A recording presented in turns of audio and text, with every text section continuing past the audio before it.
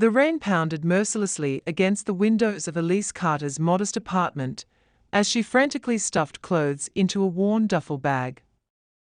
Her hands trembled, partly from the cold that seeped through the poorly insulated walls, but mostly from fear. They had found her again. The third threatening note this week had been slipped under her door just hours ago, a stark reminder that her past was never far behind. She knew exactly who they were, the same people who had been hunting her since she accidentally witnessed something she shouldn't have 3 years ago at her former workplace, Meridian Pharmaceuticals. Elise zipped the bag closed and took one last look around the space she had called home for the past 4 months.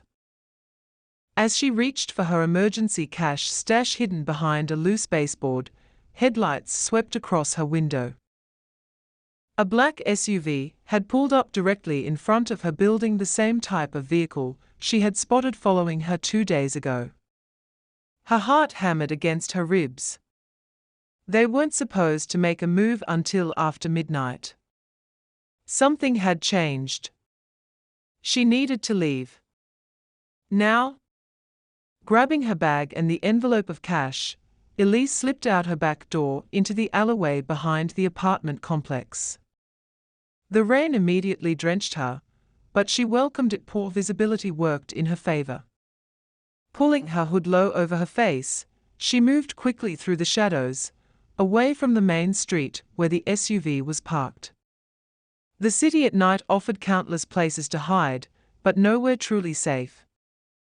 Elise had a system for situations like this: emergency routes memorized, backup identification ready, and a network of transportation options that couldn't be easily traced. Tonight, she headed for the 24-hour bus station 6 blocks away. From there, she could catch the midnight bus to another city, another temporary sanctuary. As she hurried through back streets, splashing through puddles and ducking under awnings, Elise couldn't shake the feeling that this time was different. The notes had been more threatening, the surveillance more obvious. It was almost as if they wanted her to know they were coming.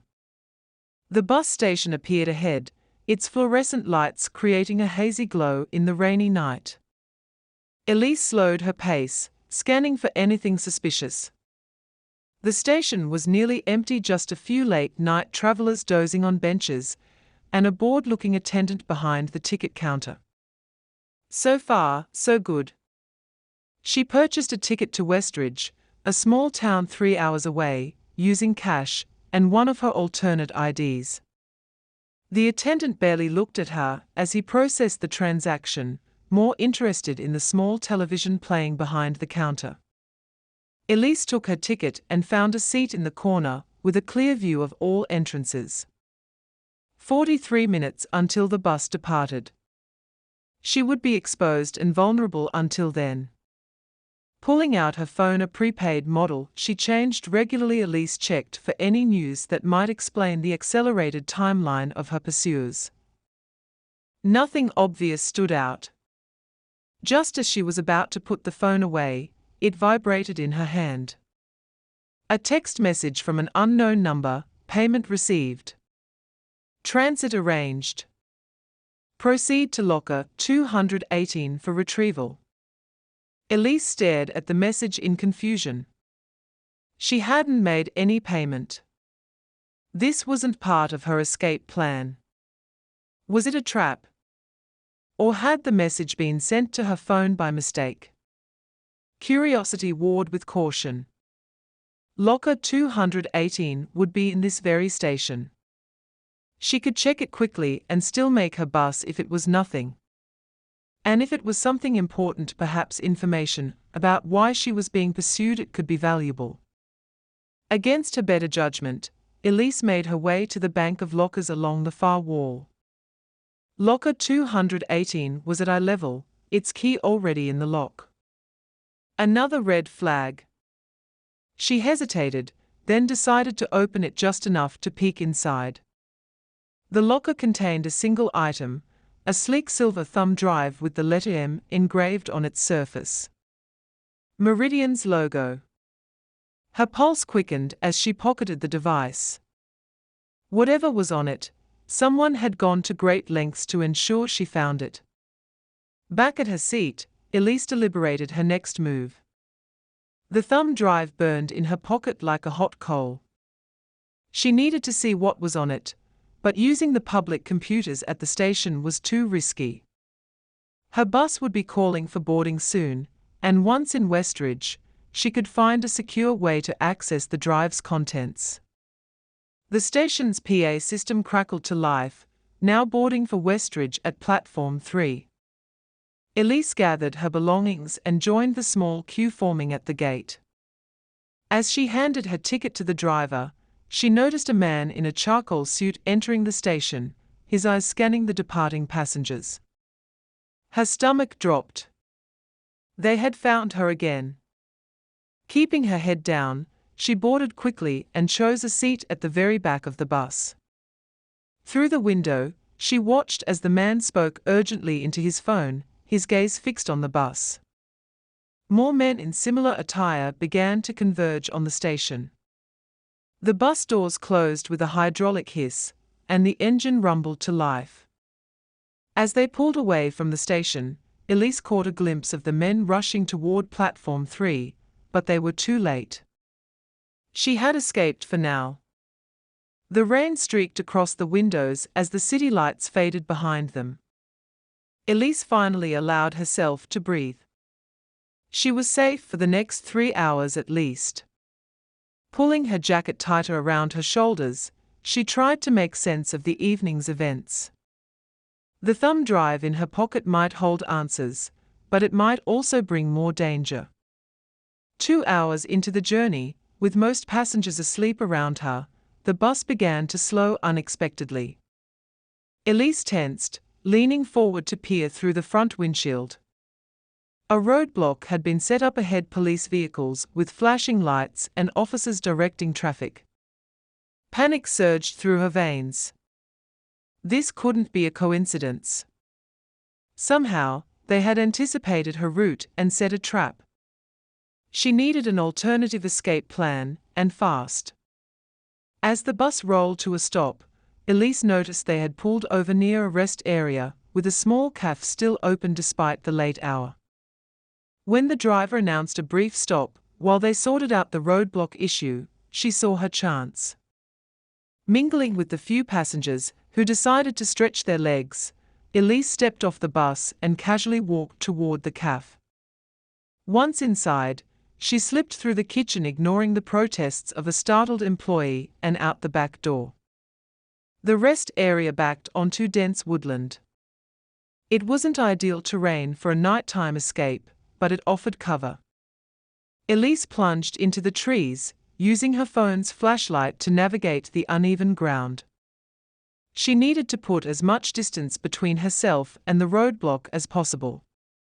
After 20 minutes of difficult progress through the woods, Elise emerged onto a narrow country road. Her options were limited now: no public transportation, no nearby towns according to her phone's map. She was truly off the grid. The sound of an approaching vehicle sent her diving into the ditch beside the road.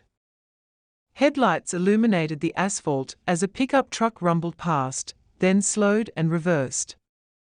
Elise pressed herself deeper into the shadows, heart pounding.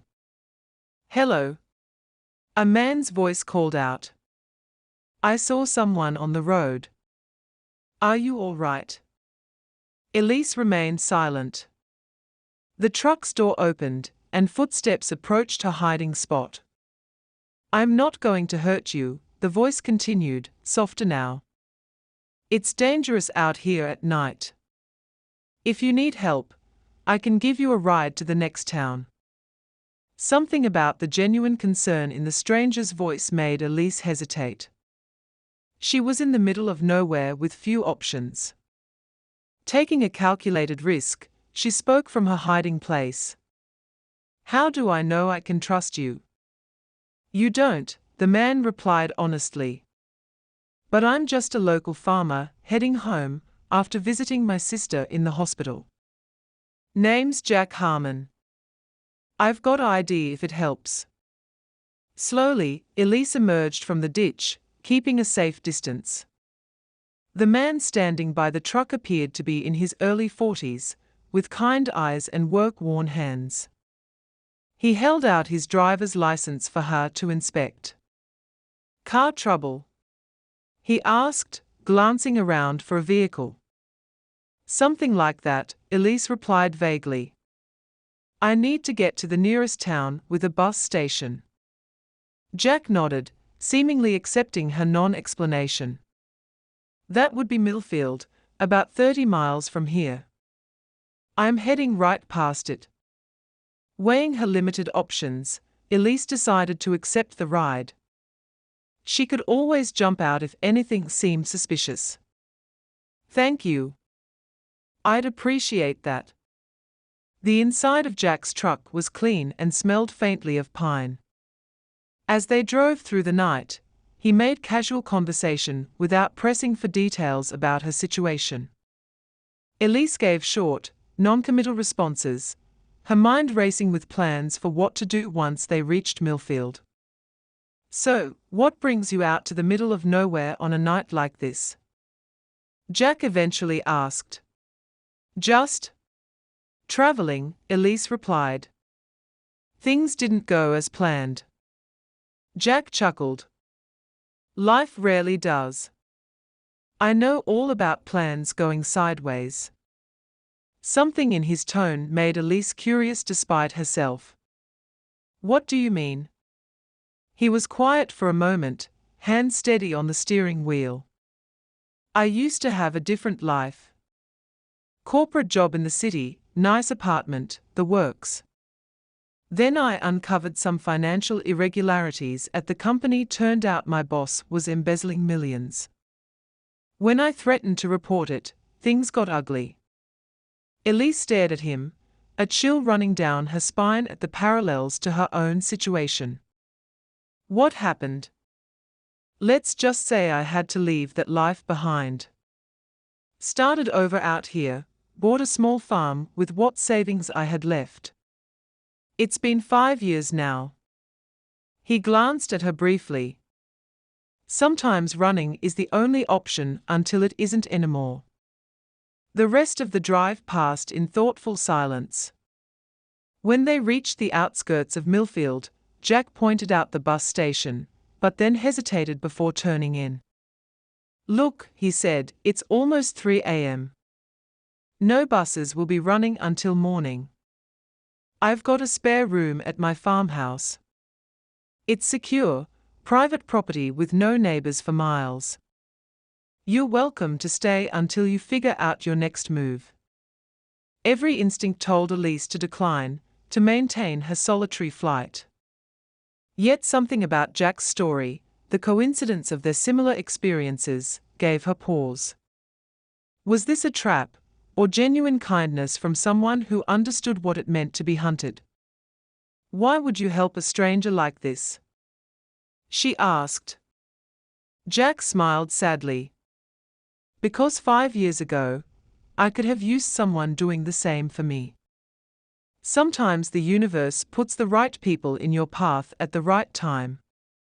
Against her better judgment, Elise agreed to go with him.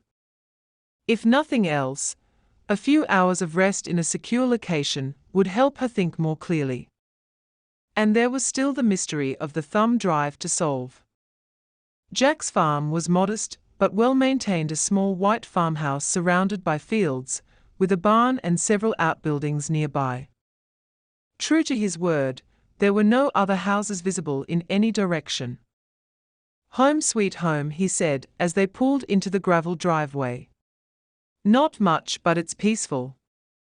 Inside, the house was surprisingly modern and comfortable. Jack showed her to a tidy guest room with its own bathroom, then excused himself to make some tea. Left alone, Elise finally had a moment to examine the thumb drive. She pulled out her laptop, one of the few personal items she always kept with her, and inserted the drive.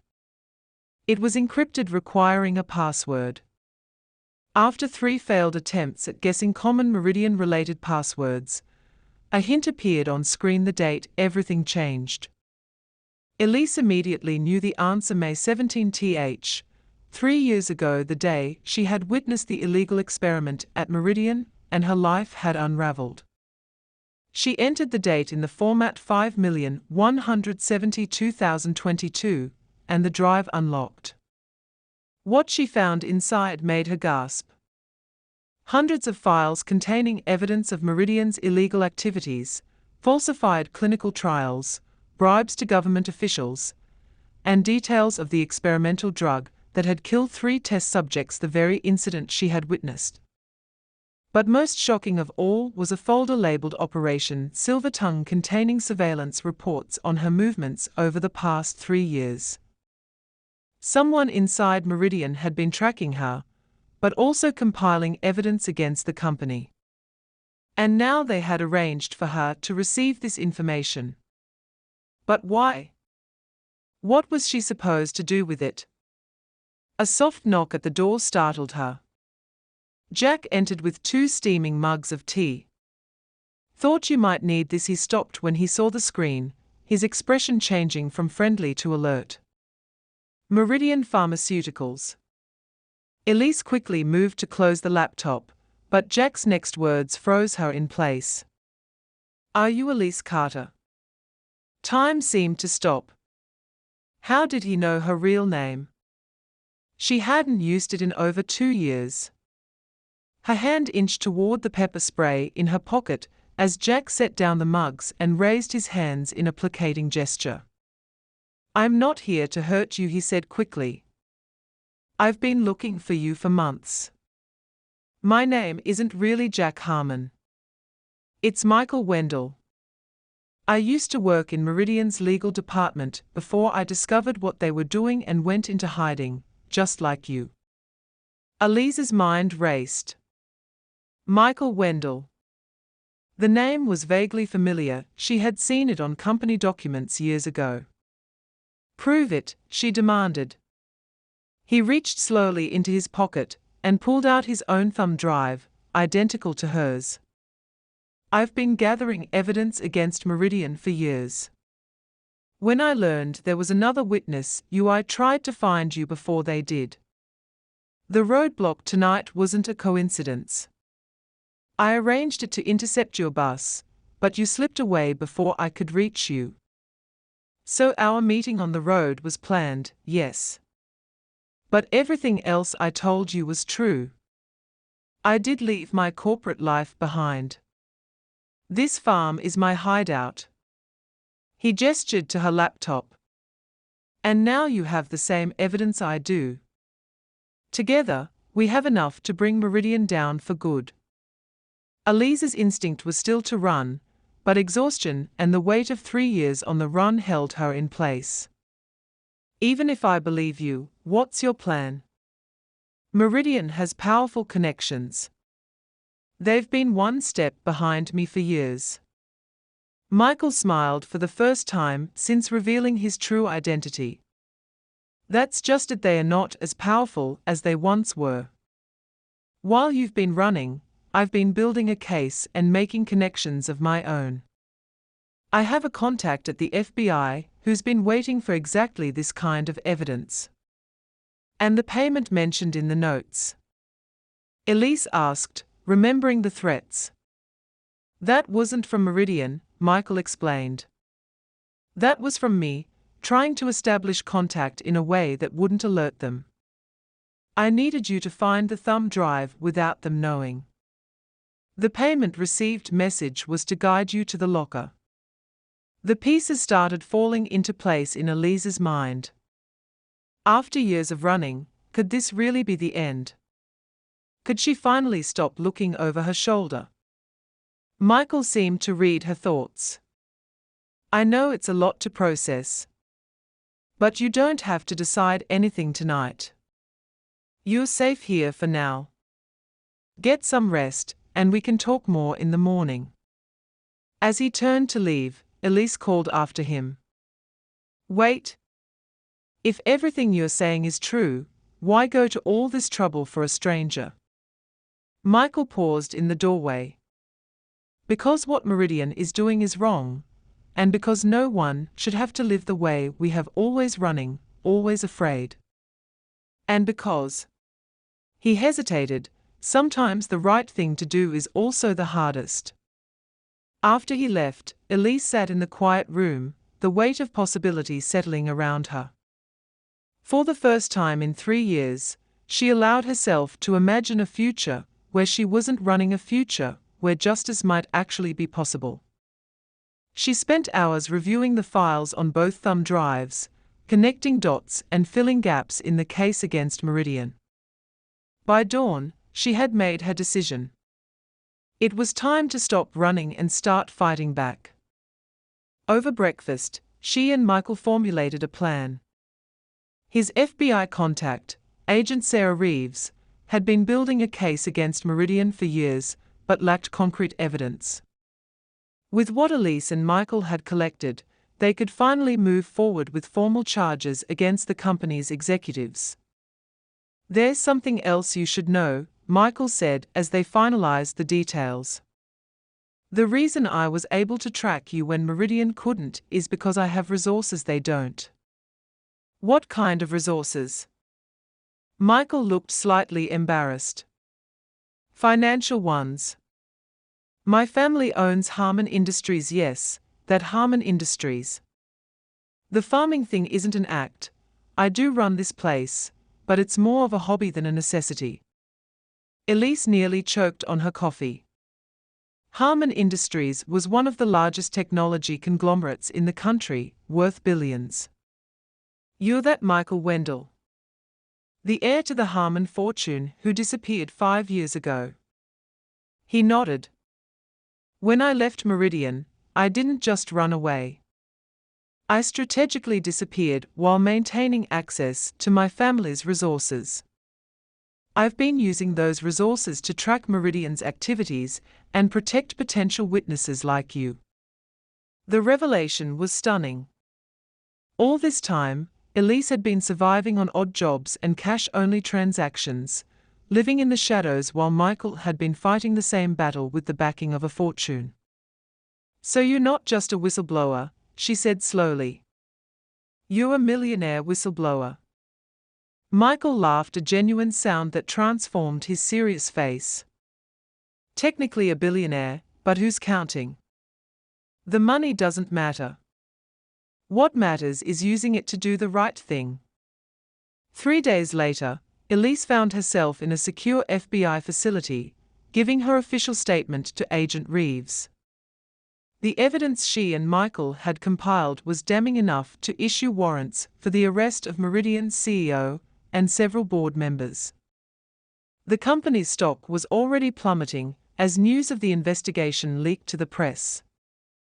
In the weeks that followed, Elise remained at Michael's farm, protected by private security while the case against Meridian built momentum.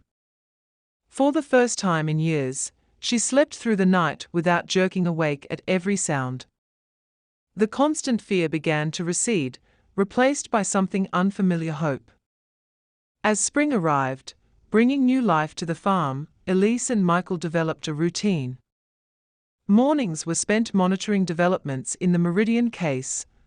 Afternoons often found them working side by side in Michael's expansive vegetable garden. In the evenings, they shared meals and stories, gradually filling in the gaps of each other's lives during their years in hiding. "What will you do when this is all over?" Michael asked one evening as they sat on the porch watching the sunset. "Return to your old life." Elise considered the question. Her old life felt like it belonged to someone else now. "I don't think I can go back," she admitted. "But I'm not sure what moving forward looks like either." "You could stay," Michael suggested, his voice carefully neutral. "I mean, not just until the trial. Afterward too. This place could use someone with your attention to detail. The farm's financial records are a mess." Elise smiled at his awkward proposal.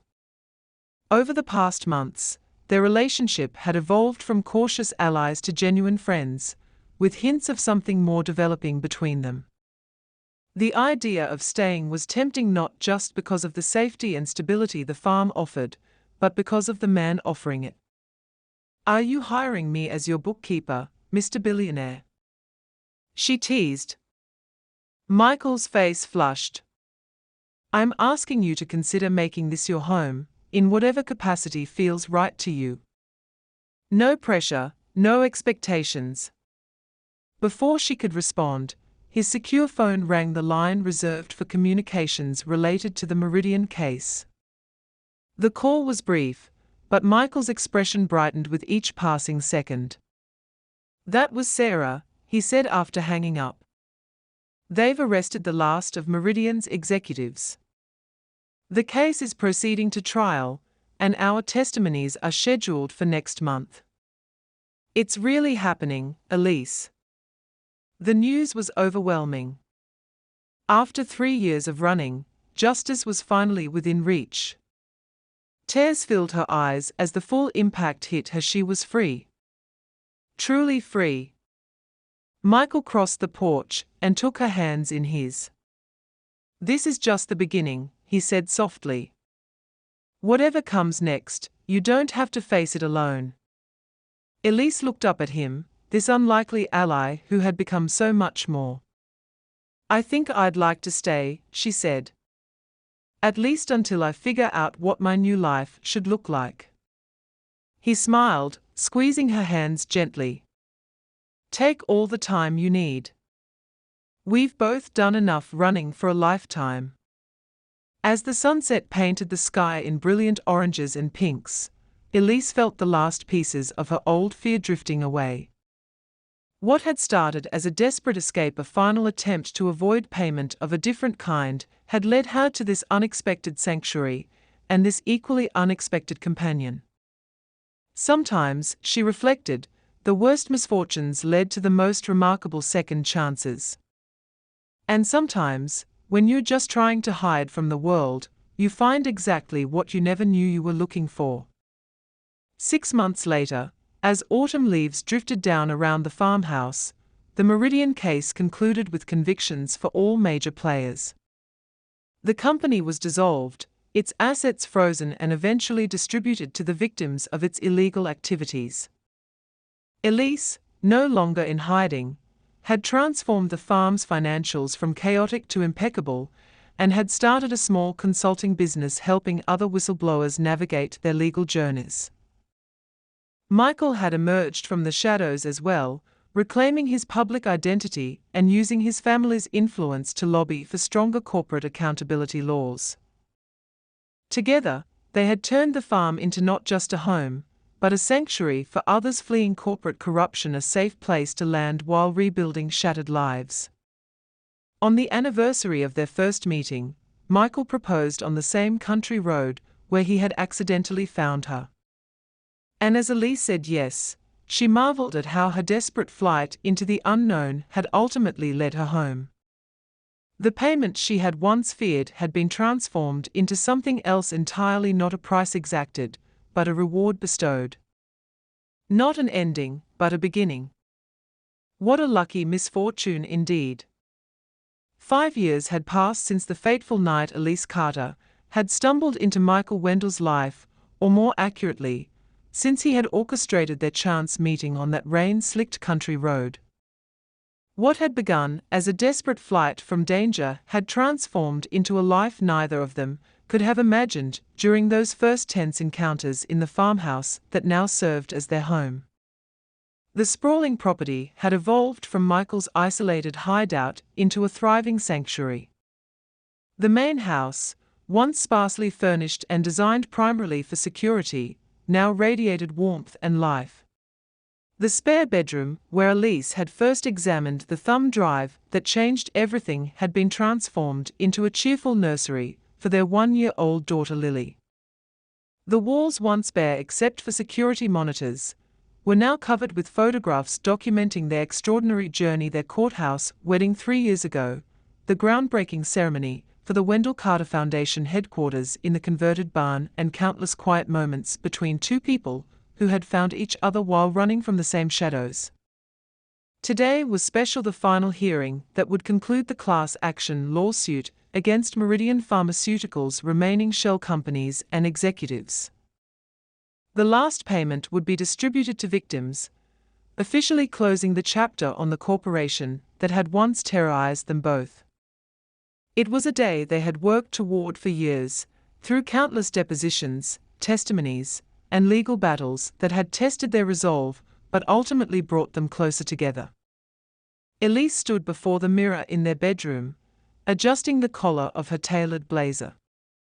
No longer the frightened woman who jumped at shadows and slept with one eye open, she now carried herself with the quiet confidence of someone who had faced her worst fears and emerged victorious. As the executive director of the foundation that bore their names, she had personally helped dozens of corporate whistleblowers find safety, legal representation, and new beginnings. The dark circles that had once been permanent fixtures under her eyes had faded, replaced by fine lines that appeared when she smiled, which was often these days. "Ready?" Michael appeared in the doorway, their daughter balanced on his hip. His once vigilant eyes still carried the sharpness of a man who had survived corporate assassination attempts, but now they also held a perpetual warmth that still took Elise's breath away when he looked at her. "Almost," she replied, smiling as she crossed the room to take their daughter into her arms. Lily, with her father's thoughtful eyes and her mother's determined chin, reached immediately for the pendant around Elise's neck, a silver key that had once opened locker 218, now transformed into a piece of jewelry that rarely left her person. "Just remembering how far we've come." Michael wrapped his arms around both of them, pressing a kiss to the top of Elise's head. From payment demands to making payments to others. Poetic justice at its finest. The drive to the courthouse took them past lush countryside that had once been nothing but a blur of darkness during Elise's desperate flight through the rain. Now, she knew every curve in the road, every farm stand and local shop. Their SUV, considerably more luxurious than the pickup truck Michael had been driving that night, was equipped with state-of-the-art security features. A concession to the lingering caution that never quite abandoned people who had lived as they had. Some habits were too deeply ingrained to break entirely. "Nervous?" Michael asked as they approached the imposing courthouse building where they had first testified against Meridian's executives 3 years ago. Elise shook her head, reaching across to squeeze his hand. "Not anymore. This is the closing of a circle. I want to be there to see it completed." The courthouse steps were crowded with reporters and cameras. The final resolution of the Meridian case had attracted national attention, especially given Michael's public re-emergence as the Harmon heir who had sacrificed his comfortable life to expose corporate corruption. They had become reluctant celebrities in certain circles, their story held up as an example of corporate accountability and personal courage. It was a spotlight neither had sought, but one they had learned to use strategically to further their foundation's work. Their attorney, Valerie Chen, the brilliant legal mind who had helped shape their scattered evidence into an airtight case, met them at a private entrance. "Everything's ready," she assured them as they made their way through security. "After today, Meridian will officially cease to exist in any form." The courtroom was packed with familiar faces, former Meridian employees who had come forward after Elise and Michael broke the silence, families of the test subjects who had died in the illegal trials, journalists who had followed the case from its explosive beginning, and representatives from the various government agencies that had become involved as the full scope of Meridian's crimes came to light. Agent Sarah Reeves, now the head of the FBI's Corporate Crime Division, nodded respectfully as they entered. Her career had skyrocketed after the Meridian case broke, and she had become a powerful ally in their ongoing mission to protect corporate whistleblowers. Beside her sat Thomas Mercer, once Meridian's CFO, and now a key witness, who had turned state's evidence in exchange for leniency. His face still carried the haunted look of a man confronting the consequences of his own moral compromises. As they settled into their seats in the front row, Elise noticed a young woman seated across the courtroom, nervously clutching a folder to her chest. There was something achingly familiar in her posture, the hyper-awareness, the careful scanning of exits, the weight of secrets visible in tense shoulders. She couldn't have been more than 25, dressed in clothes that were professional, but unmistakably budget-conscious, with the look of someone who hadn't slept properly in weeks. "That was me once," Elise whispered to Michael. Terrified and alone. Michael followed her gaze and nodded in understanding. This was why they had created the foundation, to ensure that no one else would have to face such battles without support. The judge entered, and the familiar ritual of the court coming to order briefly transported Elise back to the first hearings, when she had still been using an alias, when armed security had flanked every entrance, when she had been so consumed by fear that she could barely focus on the proceedings. How different things were now, with Lily contentedly playing with a silent toy on her lap and Michael's steady presence beside her. The hearing proceeded with the methodical efficiency of the legal system at work. Reports were presented detailing the final dissolution of Meridian's assets, the complete compensation package for victims and their families, and the establishment of a trust to fund ongoing medical care for those who had suffered lasting effects from Meridian's experimental drugs. The judge reviewed the documents with careful attention, occasionally asking clarifying questions that revealed her thorough understanding of the case's complex history. Finally, she looked up over her reading glasses, surveying the courtroom with a gaze that lingered momentarily on Elise and Michael. With the approval of this final settlement distribution, the court formally concludes all matters related to Meridian Pharmaceuticals. The payment schedule, as outlined, will commence immediately. She paused, then added something unusual for a federal judge, a personal comment. "I would like to acknowledge the extraordinary courage of the whistleblowers whose testimony made this justice possible. Your actions have saved countless lives." With the strike of her gavel, it was over. 5 years of running, hiding, fighting, and rebuilding concluded in a single, authoritative sound that echoed through the wood-paneled courtroom. Elise felt tears welling in her eyes as Michael's arm tightened around her shoulders. "It's really done," she whispered. "Justice served," he replied, his voice thick with emotion. As people began to file out of the courtroom, Elise handed Lily to Michael and made her way across the aisle to where the young woman still sat, staring blankly at the now empty judge's bench. "First time in court?" Elise asked gently, sliding into the seat beside her. The woman startled, then nodded. Yes. I'm just gathering courage, I suppose." She hesitated, then added in a rush, "I recognize you from the news. You're Elise Carter."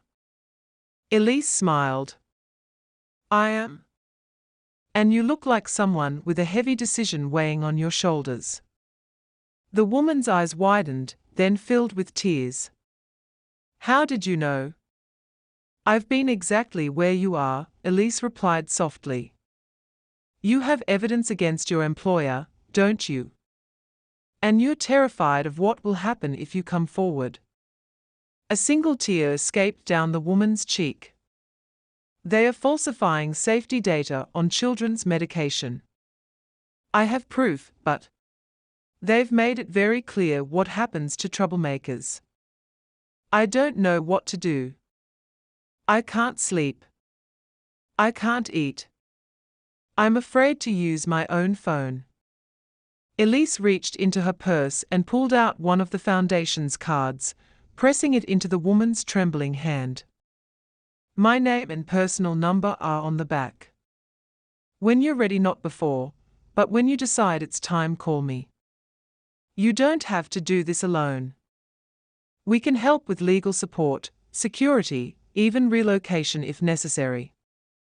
The woman stared at the card, as if it were a lifeline thrown to a drowning person. "Why would you help me? You don't even know me." Elise smiled, thinking of Michael's words to her that first night at the farm. "Because what's happening is wrong, and because no one should have to live the way you are now, always afraid, always alone. And because sometimes the right thing to do is also the hardest." As they left the courthouse, Elise paused on the steps, looking back at the building that had once represented her greatest fear, and now symbolized her greatest triumph. The afternoon sun caught the polished stone, making it glow like a beacon. "You know," Michael said, adjusting Lily in his arms as they navigated past the remaining reporters, "when I set up that roadblock and arranged our chance meeting, I never imagined we'd end up here." Elise laughed, the sound light and free. "And when I jumped into that ditch to hide from your truck, I certainly never imagined I'd be standing here as a mother, a wife, or running a foundation." "Life's full of unexpected payments and rewards," Michael replied, echoing the phrase that had become something of a personal mantra for them both. That evening, they hosted a small gathering at the farm to mark the occasion, a circle of trusted friends and allies who had supported them throughout their journey. The converted barn that now housed the foundation's offices had been transformed for the night, with strings of lights and tables laden with food. Agent Reeves had brought her husband and teenage daughters. Valerie Chen had arrived with bottles of champagne and her trademark pragmatic optimism. Several former whistleblowers, who now worked for the foundation, moved through the space with the easy familiarity of people who had found belonging after long periods of isolation. As twilight deepened into evening, Michael called for attention and raised his glass. "To endings and beginnings," he said, his eyes finding Elise across the room. "And to the payment that brought us all together, not the one Meridian demanded, but the one we chose to make, the price of doing what's right." Glasses clinked as the toast was echoed around the room. Elise moved to Michael's side, slipping her arm around his waist as conversations resumed around them. "I have something to show you," she said softly. "After everyone leaves." Hours later, when the last guests had departed and Lily was sleeping peacefully in her crib, Elise led Michael to the small home office they shared. From the bottom drawer of her desk, she retrieved a manuscript bound in a simple black cover. "I've been working on this for the past year," she explained, placing it in his hands. "Our story, the complete, unredacted version. Not for publication, at least not anytime soon, but for Lily someday. So she'll understand what happened before she came along, and why we do what we do." Michael opened the manuscript with reverent hands, turning to the first page where a single line was centered on the otherwise blank paper. She just wanted to hide, but she found a millionaire. A true story of courage and justice. "Technically a billionaire," he murmured with a smile, echoing his correction from years ago. "But who's counting?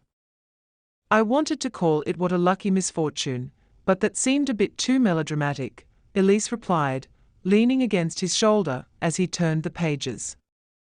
The manuscript chronicled everything from her first day at Meridian, when she had been an eager young research assistant, through the horror of witnessing the failed experimental trial, the threats, the years on the run, and finally, their unlikely meeting and all that had followed. It was unflinchingly honest about the fear, the moral compromises, the mistakes, and the moments of despair that had shaped them both. "This is extraordinary," Michael said as he closed the manuscript after reading several chapters. "It's like reliving it all, but from both sides of the story." "It was therapeutic to write," Elise admitted. "To put it all down in one coherent narrative instead of the fragmented chaos it felt like when we were living through it." They moved to the porch, where they had spent so many evenings planning, strategizing, and eventually dreaming together. The night was clear, stars scattered across the sky like diamonds on black velvet. In the distance, the security lights around the property perimeter created a gentle boundary between their sanctuary and the wider world. "I got a call from Senator Harriman's office today," Michael said after a comfortable silence. "They want us to testify at the hearings for the new Corporate Whistleblower Protection Act next month." Our story apparently made quite an impression. Elise nodded. "I'll do it. It's important legislation." "Are you sure?" "It means more media attention, more public scrutiny." She considered this, then smiled with the confidence of someone who had already survived her worst fears. "I'm sure. Besides, it might help that young woman from the courthouse today, or someone like her." Michael took her hand, running his thumb over the simple gold band on her finger. "Do you ever wonder what would have happened if we hadn't found each other? If you had caught that bus to Westridge instead of checking locker 218? "Sometimes," Elise admitted. "I probably would have kept running until they caught me, or until I made a mistake. Best case scenario, I would have built another temporary life somewhere else, always looking over my shoulder." She turned to face him fully. "What about you? Would you have kept playing Farmer Jack Harmon indefinitely?" Michael's laugh was soft in the darkness. "Probably. I was settling into a comfortable martyrdom, I think. Gathering evidence, but never quite ready to use it, telling myself I was biding my time, when really I was just hiding in my own way from responsibility, from my family name, from the real fight." "We saved each other," Elise said simply. "We did." He pulled her closer. "And now we save others." As if on cue, Elise's phone vibrated with a text message. It was from an unknown number. "This is Rebecca from the courthouse today. I'm ready to talk. Can we meet?" Elise showed the message to Michael, who nodded with understanding. "Another beginning," he said. Elise nestled against him. "Full circle in every aspect of life. It feels right somehow." As they drifted toward sleep, Elise's thoughts returned to that rainy night years ago, the terror, the desperate flight, the moment of decision when she chose to check locker 218 instead of boarding the bus to yet another temporary hiding place. So much had turned on that single choice, that one moment of curiosity overriding caution. In the years since, she had learned that life's most profound transformations often began with its most terrifying challenges. The payment she had once feared, exposure, confrontation, the end of running, had indeed come due, but in ways she could never have anticipated. Instead of destruction, it had brought construction; instead of an ending, countless new beginnings. The next morning dawned clear and bright. Elise woke early, slipping out of bed without disturbing Michael. She made her way to the kitchen, started the coffee, and opened her laptop to check the Foundation's secure email. There were 3 new inquiries from potential whistleblowers: a record company executive with evidence of financial fraud, a pharmaceutical researcher with concerns about rushed drug trials, and a tech employee worried about privacy violations. Each face a reflection of her past self, each story a variation on the same theme of moral courage confronting powerful interests. As she began crafting responses, arranging secure communication channels and initial consultations, Elise felt the familiar sense of purpose that had become her North Star. This was the real payment, the opportunity to transform her worst experiences into someone else's salvation, to ensure that no one else faced such battles alone as she once had. Through the kitchen window, she could see the sun rising over the fields, painting the world in gold and promise. In the distance, a car turned onto their long driveway. Rebecca from the courthouse, arriving for their scheduled meeting. Another story beginning. Another chance to make right what once went wrong. Elise smiled as she went to put on a fresh pot of coffee. What had started with a desperate attempt to avoid payment had resulted in the greatest payment of all, a life built on truth, purpose, and love. A lucky misfortune.